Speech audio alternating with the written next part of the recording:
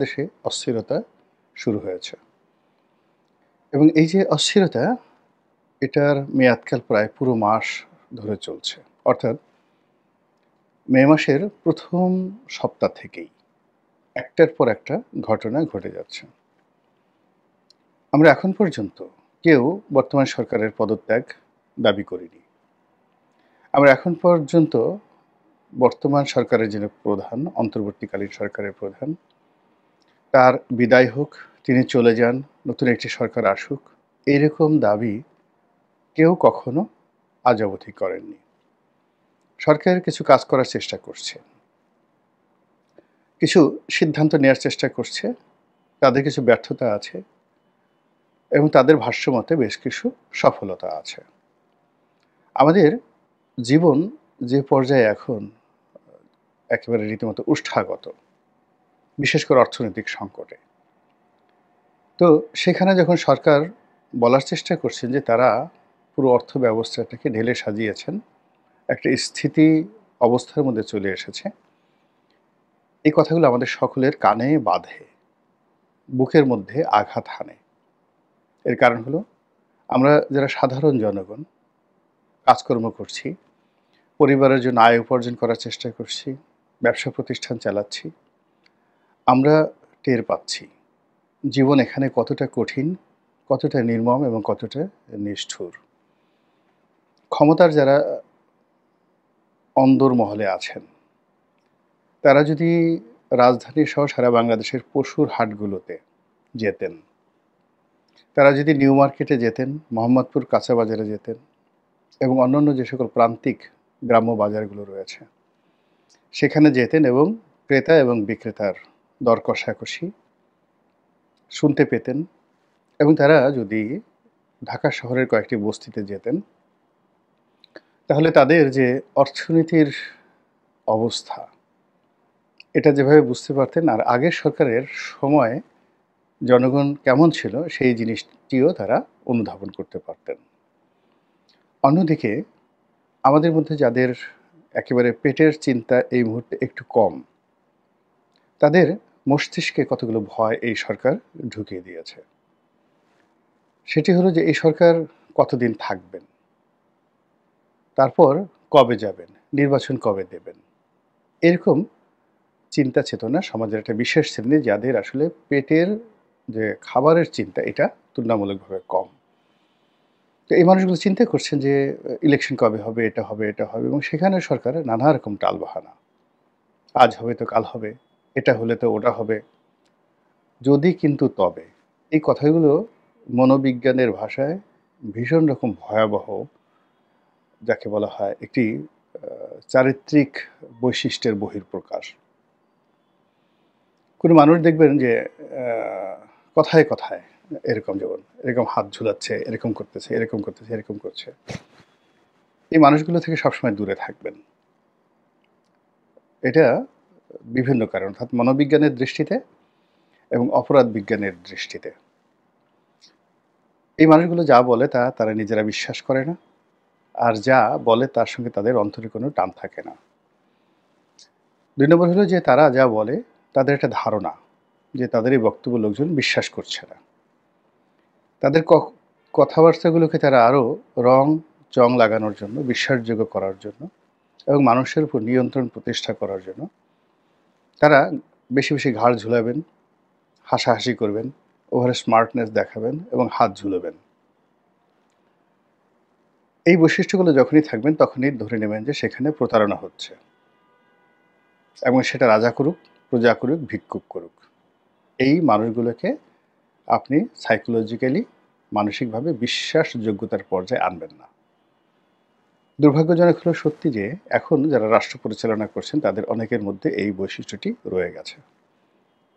ফলে কি হলো যে তারা যে কথাগুলো বলছেন সেখানে যদি এবং কিন্তু আসছে, যদি কিন্তু ভালো না, হাত ঝুলানো হচ্ছে, যেখানে হাসির দরকার নেই সেখানে তারা হাসছেন, যেখানে গুরু গাম্ভীর্যতার দরকার নাই, স্বাভাবিক কথা বললেই হয়ে যায়, সেখানে তারা একেবারে গুরু গম্ভীর হয়ে যে কথাগুলো বলার চেষ্টা করছেন তা পাঠক মহলে, দর্শক মহলে, শ্রোতা মহলে ভীষণ রকম সমস্যা তৈরি করছে। এই জন্য কিছু মানুষ বর্তমান সরকারের ভবিষ্যৎ নিয়ে চিন্তিত হয়ে পড়েছে। এর বাইরে তারা কিছু সিদ্ধান্ত নিতে যাচ্ছে সীমান্ত নিয়ে, সচিবালয় নিয়ে, এনবিআর নিয়ে। এই সিদ্ধান্তগুলো জনগণ কিন্তু কোনো অবস্থাতে মানতে পারছে না, এবং এর প্রেক্ষিতে যারা ক্ষতিগ্রস্ত হওয়ার চিন্তা করছেন, আশঙ্কা করছেন, তারা রাস্তায় নেমে এসেছেন। তারপর যারা এখানে লাভবান হবেন এর মাধ্যমে, তারা বেশ উল্লাস প্রকাশ করছেন।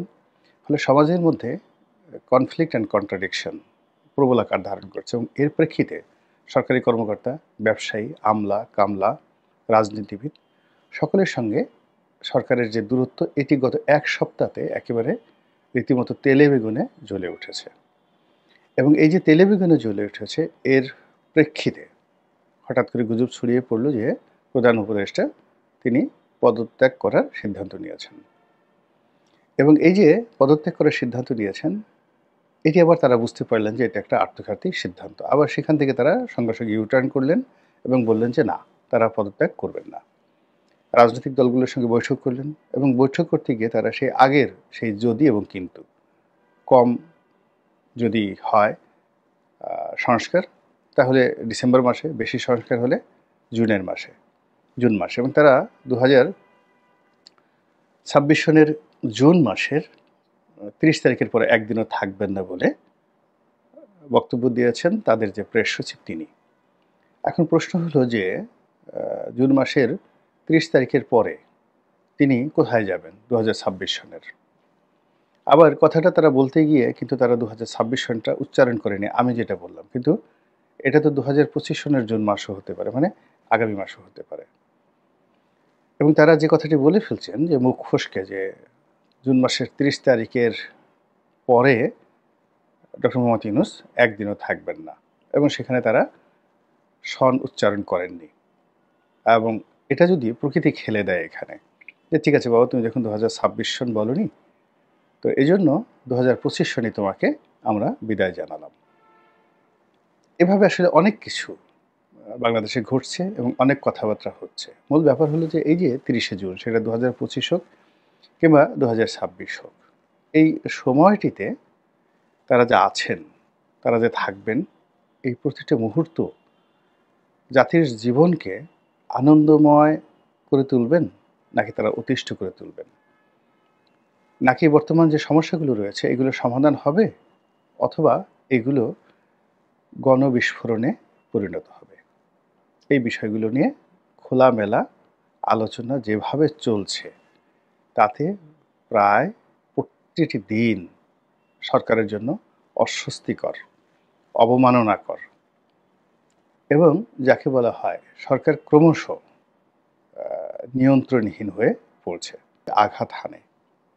এর কারণ হলো আমরা যারা সাধারণ জনগণ কাজকর্ম করছি, পরিবারের জন্য আয় উপার্জন করার চেষ্টা করছি, ব্যবসা প্রতিষ্ঠান চালাচ্ছি, আমরা টের পাচ্ছি জীবন এখানে কতটা কঠিন, কতটা নির্মম এবং কতটা নিষ্ঠুর।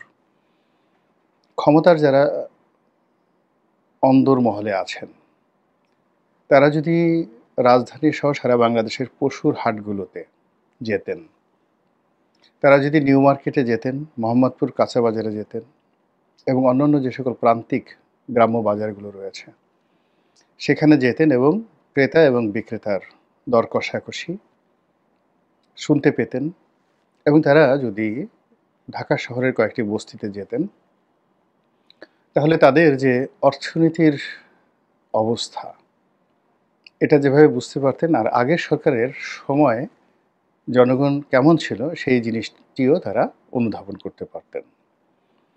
অন্যদিকে আমাদের মধ্যে যাদের একেবারে পেটের চিন্তা এই মুহূর্তে একটু কম, তাদের মস্তিষ্কে কতগুলো ভয় এই সরকার ঢুকিয়ে দিয়েছে। সেটি হলো যে এই সরকার কতদিন থাকবেন, তারপর কবে যাবেন, নির্বাচন কবে দেবেন, এরকম চিন্তা চেতনা সমাজের একটা বিশেষ শ্রেণী, যাদের আসলে পেটের যে খাবারের চিন্তা এটা তুলনামূলকভাবে কম। তো এই মানুষগুলো চিন্তা করছেন যে ইলেকশন কবে হবে, এটা হবে, এটা হবে, এবং সেখানে সরকারের নানা রকম টালবাহানা, আজ হবে তো কাল হবে, এটা হলে তো ওটা হবে, যদি কিন্তু তবে, এই কথাগুলো মনোবিজ্ঞানের ভাষায় ভীষণ রকম ভয়াবহ, যাকে বলা হয় একটি চারিত্রিক বৈশিষ্ট্যের বহিঃপ্রকাশ। কোনো মানুষ দেখবেন যে কথায় কথায় এরকম, যেমন এরকম হাত ঝুলাচ্ছে, এরকম করতেছে, এরকম করতেছে, এরকম করছে। এই মানুষগুলো থেকে সবসময় দূরে থাকবেন। এটা বিভিন্ন কারণ, অর্থাৎ মনোবিজ্ঞানের দৃষ্টিতে এবং অপরাধ বিজ্ঞানের দৃষ্টিতে। এই মানুষগুলো যা বলে তারা নিজেরা বিশ্বাস করে না, আর যা বলে তার সঙ্গে তাদের অন্তরে কোনো টান থাকে না। ২ নম্বর হলো যে তারা যা বলে তাদের একটা ধারণা যে তাদের এই বক্তব্য লোকজন বিশ্বাস করছে না। তাদের কথাবার্তাগুলোকে তারা আরও চং লাগানোর জন্য, বিশ্বাসযোগ্য করার জন্য এবং মানুষের উপর নিয়ন্ত্রণ প্রতিষ্ঠা করার জন্য তারা বেশি বেশি ঘাড় ঝুলাবেন, হাসাহাসি করবেন, ওভার স্মার্টনেস দেখাবেন এবং হাত ঝুলাবেন। এই বৈশিষ্ট্যগুলো যখনই থাকবেন তখনই ধরে নেবেন যে সেখানে প্রতারণা হচ্ছে, এবং সেটা রাজা করুক, প্রজা করুক, ভিক্ষুক করুক। এই মানুষগুলোকে আপনি সাইকোলজিক্যালি, মানসিকভাবে বিশ্বাসযোগ্যতার পর্যায়ে আনবেন না। দুর্ভাগ্যজনক হলো সত্যি যে এখন যারা রাষ্ট্র পরিচালনা করছেন তাদের অনেকের মধ্যে এই বৈশিষ্ট্যটি রয়ে গেছে। ফলে কি হলো যে তারা যে কথাগুলো বলছেন সেখানে যদি এবং কিন্তু আসছে। যদি কিন্তু ভালো না, হাত ঝুলানো হচ্ছে। যেখানে হাসির দরকার নেই সেখানে তারা হাসছেন। যেখানে গুরু গাম্ভীর্যতার দরকার নাই, স্বাভাবিক কথা বললেই হয়ে যায়, সেখানে তারা একেবারে গুরু গম্ভীর হয়ে যে কথাগুলো বলার চেষ্টা করছেন তা পাঠক মহলে, দর্শক মহলে, শ্রোতা মহলে ভীষণ রকম সমস্যা তৈরি করছে। এই জন্য কিছু মানুষ বর্তমান সরকারের ভবিষ্যৎ নিয়ে চিন্তিত হয়ে পড়েছে। এর বাইরে তারা কিছু সিদ্ধান্ত নিতে যাচ্ছে, সীমান্ত নিয়ে, সচিবালয় নিয়ে, এনবিআর নিয়ে। এই সিদ্ধান্তগুলো জনগণ কিন্তু কোনো অবস্থাতে মানতে পারছে না, এবং এর প্রেক্ষিতে যারা ক্ষতিগ্রস্ত হওয়ার চিন্তা করছেন, আশঙ্কা করছেন, তারা রাস্তায় নেমে এসেছেন। তারপর যারা এখানে লাভবান হবেন এর মাধ্যমে তারা বেশ উল্লাস প্রকাশ করছেন। ফলে সমাজের মধ্যে কনফ্লিক্ট অ্যান্ড কন্ট্রাডিকশন প্রবল আকার ধারণ করছে, এবং এর প্রেক্ষিতে সরকারি কর্মকর্তা, ব্যবসায়ী, আমলা, কামলা, রাজনীতিবিদ সকলের সঙ্গে সরকারের যে দূরত্ব, এটি গত এক সপ্তাহে একেবারে রীতিমতো তেলে বেগুনে জ্বলে উঠেছে। এবং এই যে তেলে বেগুনে জ্বলে উঠেছে, এর প্রেক্ষিতে হঠাৎ করে গুজব ছড়িয়ে পড়ল যে প্রধান উপদেষ্টা তিনি পদত্যাগ করার সিদ্ধান্ত নিয়েছেন। এবং এই যে পদত্যাগ করার সিদ্ধান্ত নিয়েছেন, এটি আবার তারা বুঝতে পারলেন যে এটা একটা আত্মঘাতী সিদ্ধান্ত। আবার সেখান থেকে তারা সঙ্গে সঙ্গে ইউটার্ন করলেন এবং বললেন যে না, তারা পদত্যাগ করবেন না। রাজনৈতিক দলগুলোর সঙ্গে বৈঠক করলেন, এবং বৈঠক করতে গিয়ে তারা সেই আগের সেই যদি এবং কিন্তু, কম যদি হয়